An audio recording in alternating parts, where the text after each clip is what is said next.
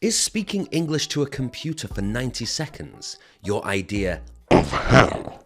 Many students say that the speak about the photo question in the Duolingo English test is one of the scariest parts. There's no need to stress though. In this video, I'll tell you everything you need to know to be a total pro at speak about the photo. So let's get started. Hello, I'm Francis from Last Minute English. On this channel, we help you get the best score possible in the DET the first time that you take it. Today, we're looking at speak about the photo questions. And we're going to do three main things. We'll look at the structure of these questions. I'll give you tips on strategy, and then we'll do a practice question. So first of all, what is this question all about? Speak about the photo.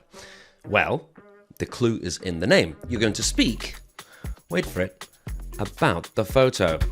So you'll get a photo on the screen and you'll have 20 seconds to look at it, think about it, make a plan in your head, and then you have up to 90 seconds to speak. And to get the best score possible, it's really important to speak as long as you can. So a 10-second answer is not enough. Even a 45-second answer is not great.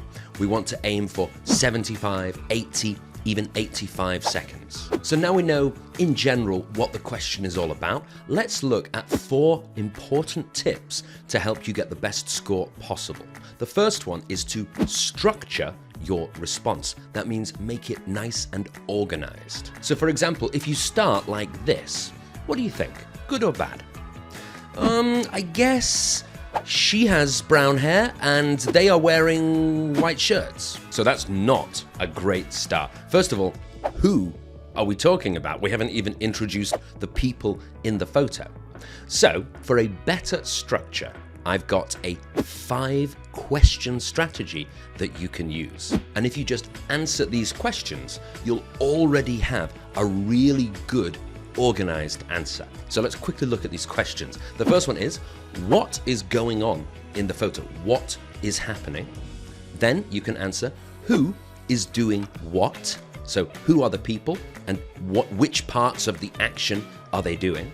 Then you can answer, where is the action happening? So you describe the situation, the scene, the location that these people or this thing is taking place. And then 4 and 5 are when and why are they doing the action. So when could it be? Which time of day?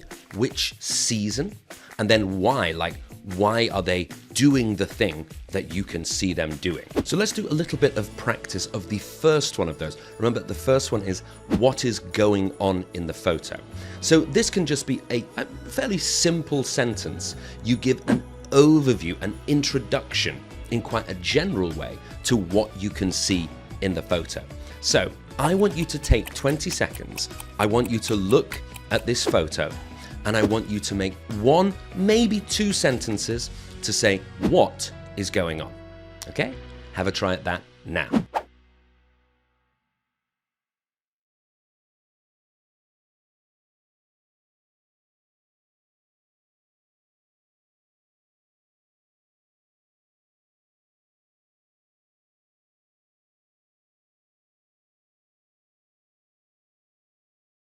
Okay, very good. So you could have said something like, this image shows 2 children enjoying a conversation together. Or you could say, the photo clearly shows 2 young children enjoying each other's company. So that's a nice, easy way to start your answer. And once you start, that's probably the hardest thing, right? You can keep going. But if you're struggling to keep going, just remember to answer those other 4 questions, and that will get you a long way to filling your 90 seconds with interesting information. If you're enjoying this video and you want to keep preparing for the DET, make sure to like and subscribe because we have really good DET videos coming out every week. Step 2 is to stay on topic. So one of the things that the DET is listening for is your answer relevant? Relevant means, is it actually connected to the photo? Or have you kind of got distracted and then you're saying, oh, and later on I should really go to the supermarket. Oh, I'm quite hungry right now. I wonder if my grandma has made any food for me. If you fill 90 seconds with just any thought in your head coming out of your mouth in an uncontrolled way, that's no good. You have to be answering the question. You have to stay on topic.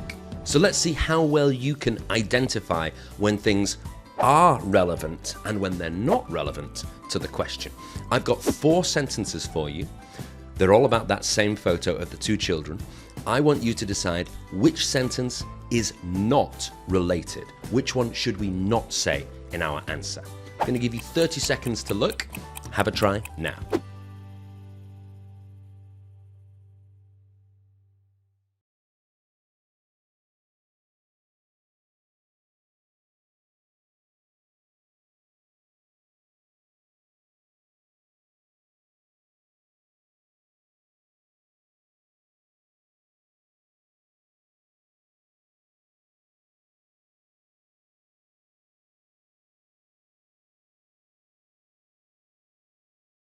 Okay, welcome back.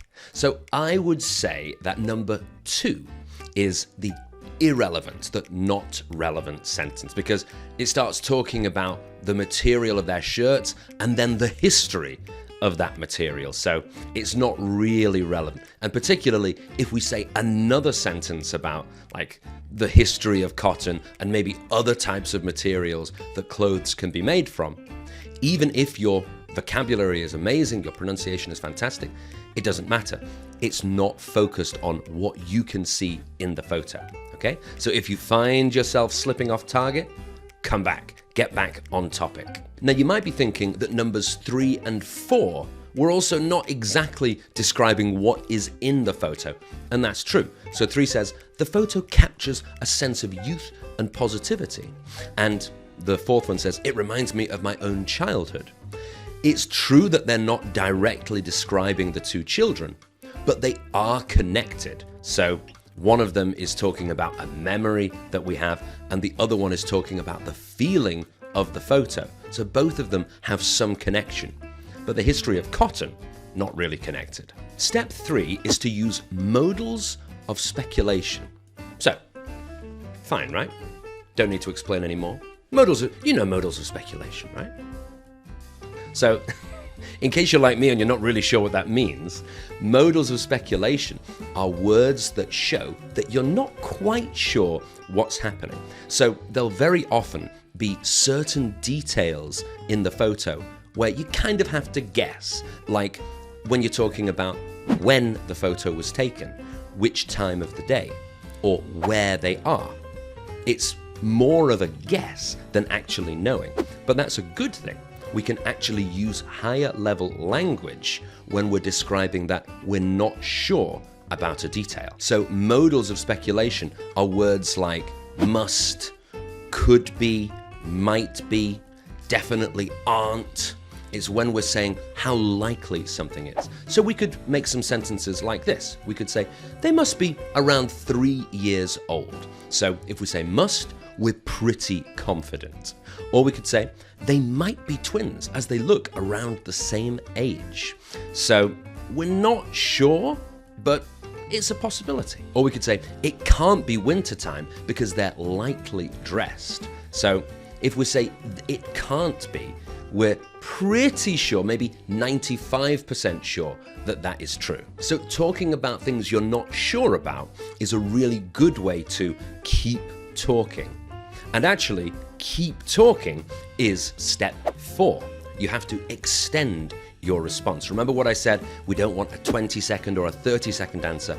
We want 80 seconds. We want a nice long answer. So even if you've used all of those 5 questions and you've made some kind of speculation, you've said everything you can, run out of things to say, but it's okay because I've got some excellent extra sentences for you to add. So if you get to the end of all of your ideas, you can just try to look again and say, taking another look, I'd also like to mention, and then maybe say some extra detail that you hadn't mentioned before.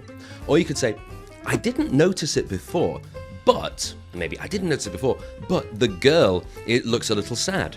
Or the boy has blue eyes, or whatever it is. You go into more detail.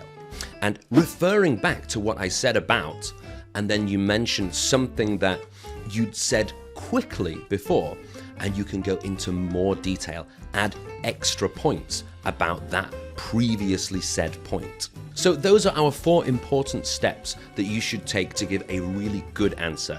I do have one extra tip though, really important thing to remember, which is once you press record, once you start speaking, you can't stop.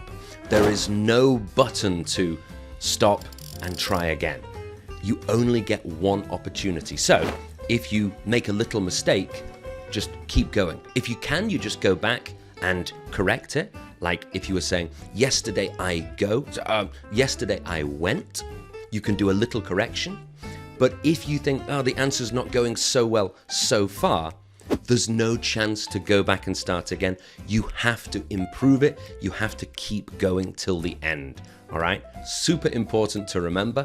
So it's a lot of pressure, but the more you practice these and practice them going all the way through, like in the real test, the better you'll be. And speaking of practicing in exam conditions, let's do a practice question. So I'm going to let you look at this photo again, another 20 seconds to look and to think, and then you're going to speak for 90 seconds. So I really suggest that you actually speak out loud if you can. If you're not able to speak out loud right now, you can always save this video or you can bookmark it and come back to it later. But it's really good practice to not just think it in your head, but actually speak. That's the most realistic practice that will help you improve the fastest. Anyway, enough of me speaking, it's your turn. So, 20 seconds to think, 90 seconds to speak. Have a try now.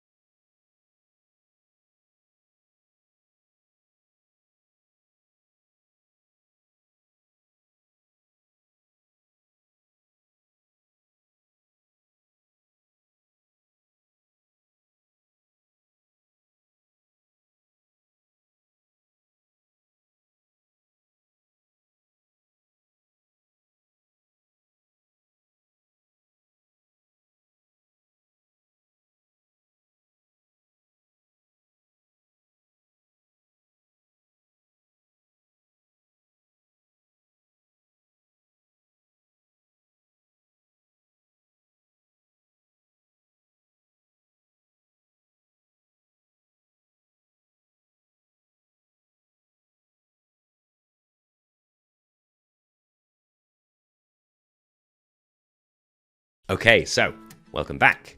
So let me show you my answer that I've written. I'm going to read it for you, and hopefully this will give you some ideas about something else that you could have said. So let's have a listen. The photo clearly shows 2 young children enjoying each other's company. They must be around 3 years old, and they might even be twins because they've got the same colouring. The little girl is whispering to the boy, which really reminds me of my own childhood when I was always telling my brother little secrets. It's hard to say exactly where the picture might have been taken, but they're outside and not wearing a uniform, so they probably aren't at school. That's one of our modals of speculation. We're not sure, but we're making a guess. It could be the summer holidays or something like that.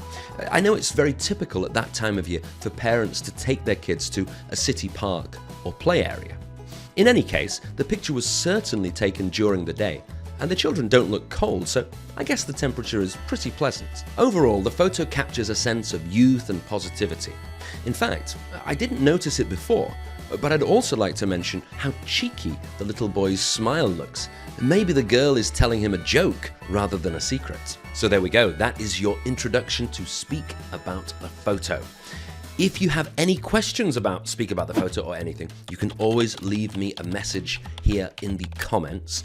And if you want to keep practicing Speak About the Photo questions, we have a very special video, which is 35 really high-level words and phrases, really advanced vocabulary, all about Speak About the Photo. You can find that up here. If you enjoyed this video, make sure to like and subscribe because we have loads more DET videos for all of the different question types, vocabulary, practice, introductions, all kinds of things.